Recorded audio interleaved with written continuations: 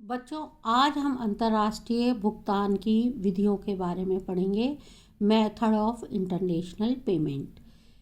अंतर्राष्ट्रीय भुगतान के जो तरीके हैं वो 3 प्रकार के होते हैं। पहला है आयातकों का निर्यातों से भुगतान। दूसरा है मूल्य हस्तांतरण द्वारा भुगतान, payment by transfer of value. और तीसरा है बैंकों की सहायता से भुगतान, पेमेंट विथ बैंक असिस्टेंट। पहला, आयातों का निर्यातों से भुगतान।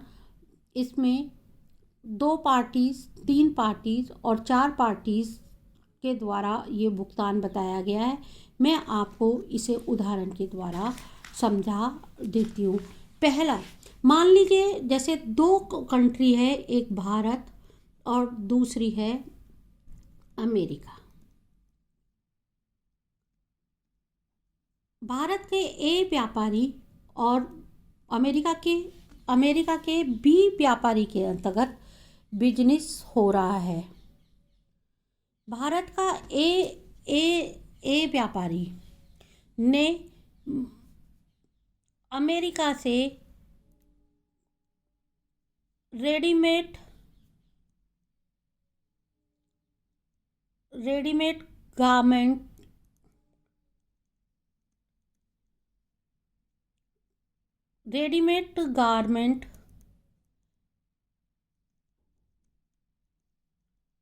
गारमेंट क्या किया है, बी व्यापारी से आयात किए।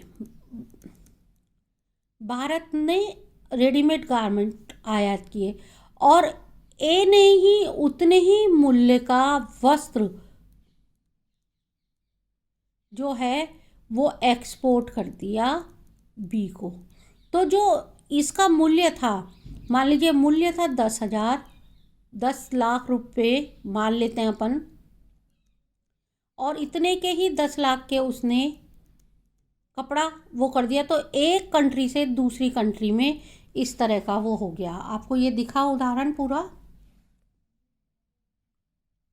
अब 3 ये पहली कंडीशन हो गई। अब दूसरी कंडीशन में हम मानते हैं कि भारत की 2 पार्टी हैं, एक ए पार्टी और एक है सी पार्टी, और बी पार्टी जैसा कि मैंने बताया अमेरिका की है।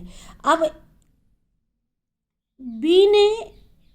बी से ए ने क्या किया, इंपोर्ट किया रेडीमेड गारमेंट।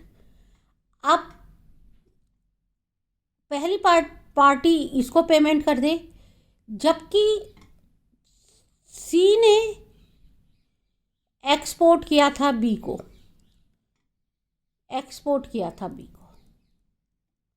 आप ये देखिए, इसने तो रेडीमेड गारमेंट ए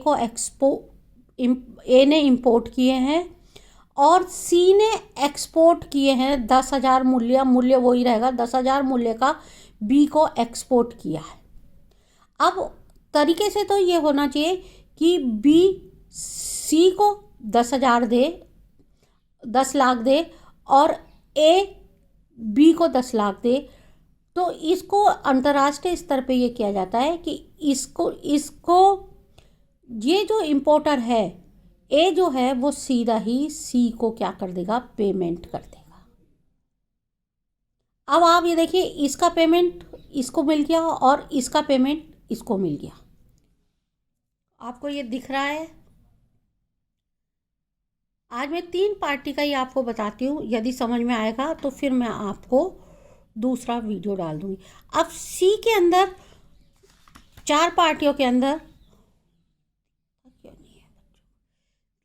ये बेटा मुझे इतना ही लेना आ रहा है, इसमें तो मैं थोड़ा दिक्कत तो होगा। अब 3 पार्टियां हैं, जैसे ए और सी, बी और डी, ये अमेरिका की हैं और ये इंडिया की है। अब इसके अंदर उसी तरह से होता है, इस तरह पार्टियों का मिलान कम संभव होता है, 4, 5, 6 भी हो सकती हैं इसके अंदर, लेकिन 4 पार्टियों का तो काफ़ी चलता है। इसके अंदर से वही कंडीशन कहेंगे, बी ने ए को क्या किया, इंपोर्ट किया,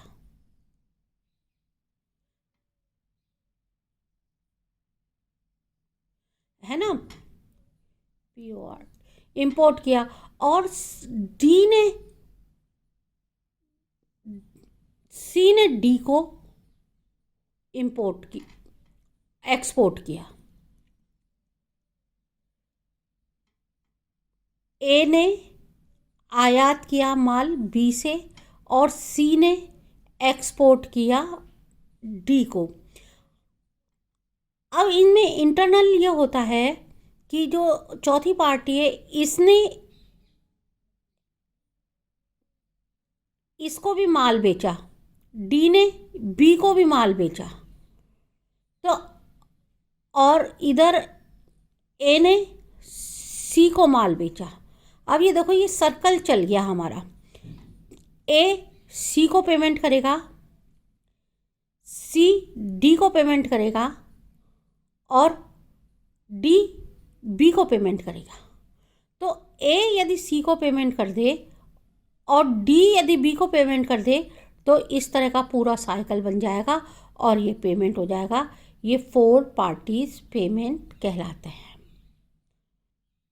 इसके बाद आता है धातु मूल्य हस्तांतरण।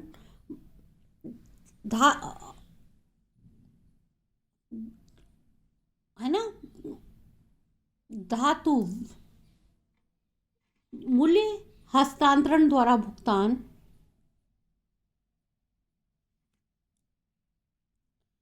इसके बाद आता है मूल्य हस्तांतरण द्वारा भुगतान, payment by transfer of values. इसके अंदर 3 तरह का होता है, धातु हस्तांतरण, मुद्रा हस्तांतरण और विदेशी मनी ऑर्डर द्वारा हस्तांतरण। धातु हस्तांतरण आपको मालूम है कि धातु हस्तांतरण का मतलब होता है कि हमने जो वस्तु खरीदी है उसके बदले में उतनी ही मात्रा का धातु मतलब दे दे। जैसे पार्टी हमारी कौन सी है, ए एंड बी है। ए ने इंपोर्ट किया रेडीमेड गारमेंट, ए ने इंपोर्ट किया रेडीमेड गारमेंट इंपोर्ट किया बी से। ये अमेरिका है बच्चों और ये मान लीजिए भारत है। इसने इंपोर्ट किया। अब ये 10 लाख का माल है, ए ने उतने ही माल का, मान लीजिए उसको हीरे, मान लिया अपन हीरे एक्सपोर्ट कर दिए, तो धातु का हस्तांतरण हो गया, है ना। एक वस्तु ली, दूसरे वस्तु से हमने उसका भुगतान कर दिया। इसी प्रकार हम ये कह सकते हैं कि उसने हीरे ऑब्लिक, मान लीजिए इंटरनेशनल लेवल पे सोना और चांदी कुछ भी उसने जिससे चाहा इसका भुगतान कर दिया। इस तरह से जो भुगतान होते हैं उनको अपन कहते हैं धातु हस्तांतरण। दूसरा होता है मुद्रा हस्तांतरण। मुद्रा हस्तांतरण के अंतर्गत हम लेनदार के देश की मुद्रा, देनदार की देश की मुद्रा या तीसरे देश की मुद्रा का हम हस्तांतरण करते हैं। लेनदार, लेने वाला कौन है, ये जैसे ए और बी वो ही 2 पार्टी अपनी चल रही हैं यहाँ पे, ए और बी। ए भारत की पार्टी है और बी अमेरिका की। अब इसने इसको इंपोर्ट किया है। अब यदि भारत का व्यक्ति अमेरिका की मुद्रा का में ही भुगतान कर देता है, उसके पास पैसा है उसी में भुगतान कर देता है, तो ये होती है देनदार की करेंसी में भुगतान। दूसरा है लेनदार की करेंसी में भुगतान। ये देने वाला है, ये यहाँ पे माल दे रहा है, आप इसको ऐसे समझिए, ये क्रेडिटर है और ये डेबिटर है। जब हमने इसको ऐसे भुगतान कर दिया, ये पहली कंडीशन हो गई। दूसरी कंडीशन के अंदर जो देनदार के देश की का भुगतान है, उसके अंदर हम अपने ही देश की करेंसी का उसको भुगतान कर देते हैं। और जब हम इस देश की ना उस देश की मुद्रा के अलावा मैं इसको आप, ये थोड़ा देनदार लेनदार बड़ा कन्फ्यूजन वाला होता है, इसको मैं आपको किताब की लैंग्वेज से भी आपको क्लियर कर देती हूँ।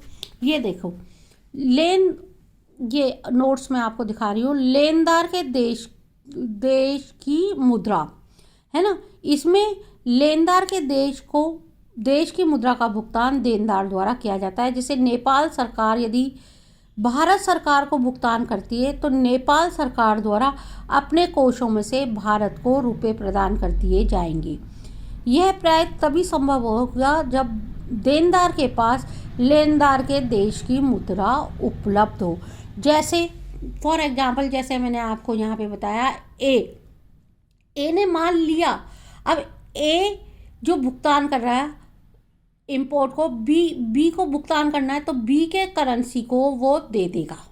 अब दूसरी कंडीशन, जैसे ए और बी है, अपन ने बी से इंपोर्ट किया तो ऐसी दिशा में बी को पेमेंट देना है, लेकिन बी जो है वो ए देश की मुद्रा को ही लेने के लिए तैयार हो जाता है। मतलब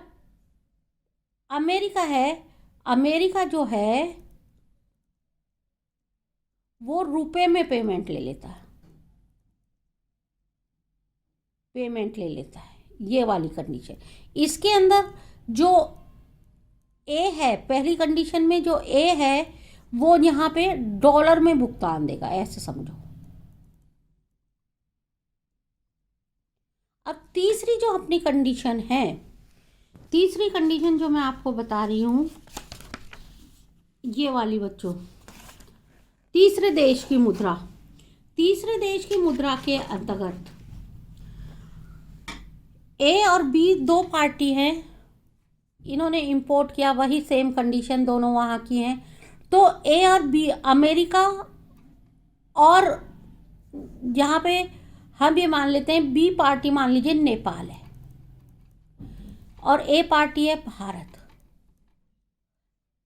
ये मैंने इसलिए चेंज किया है क्योंकि हम जो तीसरे देश की मुद्रा मानेंगे वो डॉलर मानेंगे, क्योंकि इंटरनेशनल लेवल पर डॉलर लिए जाते हैं।